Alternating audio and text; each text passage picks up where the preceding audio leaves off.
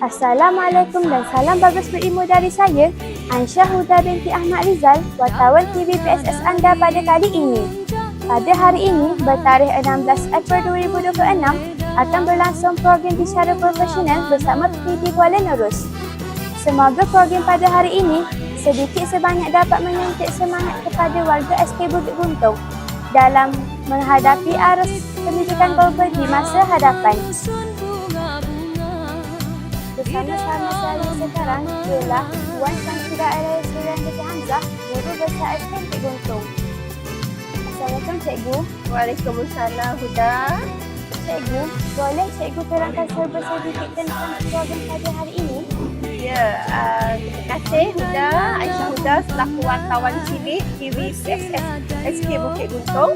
Jadi hari ini pada tanggal 16 April 2026, satu program yang berlangsung di SK Bukit Guntung adalah bicara profesional bersama Tuan TPD Kuala Nerus, Puan Hajah Wang Salmah, Tuan Ahmad, menerusi program bicara profesional yang bertemakan pemerkasaan profesional guru dalam era pendidikan kontemporari ke arah pembentukan guru bicara.